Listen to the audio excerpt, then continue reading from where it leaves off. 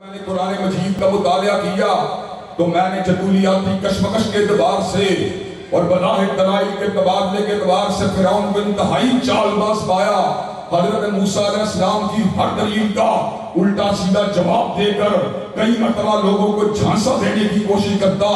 ایک مقام کے پر اللہ تبارک و تعالیٰ نے اس کی دلیلوں کو کچھ یوں بیان کیا: أَلَيْسَ لِي مُلْكُ مِصْرَ وَهَٰذِهِ الْأَنْهَارُ تَجْرِي مِن تَحْتِي أَفَلَا تُبْصِرُونَ أَمْ أَنَا خَيْرٌ مِّنْ هَٰذَا الَّذِي هُوَ مَهِينٌ وَلَا يَكَادُ يُبِينُ فَلَوْلَا أُلْقِيَ عَلَيْهِ أَسْوِرَةٌ مِّن ذَهَبٍ أَوْ جَاءَ مَعَهُ الْمَلَائِكَةُ مُقْتَرِنِينَ۔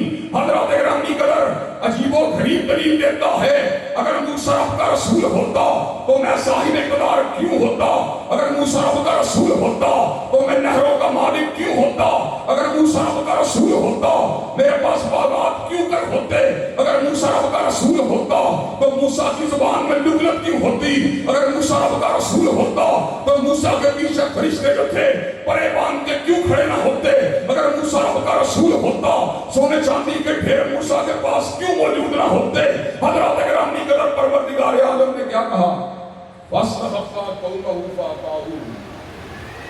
کہ اس کی قوم کے لوگ اس کی ظاہری باطل تعویلات کے ذریعے پھسل گئے، اور وہ لوگ سارے کے سارے فاسق و فاجر تھے، اور اس کے مد مقابل حضرت موسیٰ علیہ السلام جو تھے وہ بھی اس کی باتوں کا ترکی پترکی کیسا جواب دیا کرتے تھے کہ جواب پڑھنے کے بعد انسان عقل نبوت اور حکمت رسالت کا معترف ہوئے بغیر نہیں رہ سکتا۔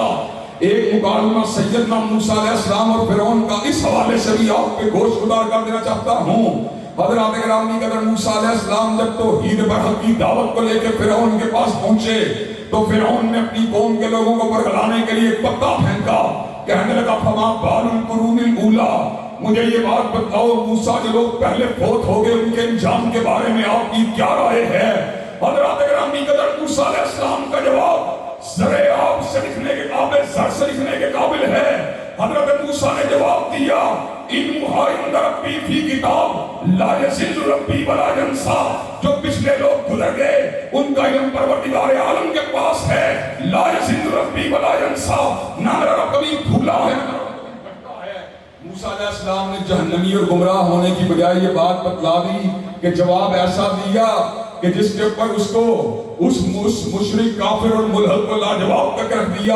حضرت ابراہیم علیہ السلام کے مکالمات بھی اس اعتبار سے ہر اعتبار سے ملحدین کا مقابلہ کرنے والوں کے لیے جو ہے سونے کے پانی سے لکھنے کے قابل ہیں۔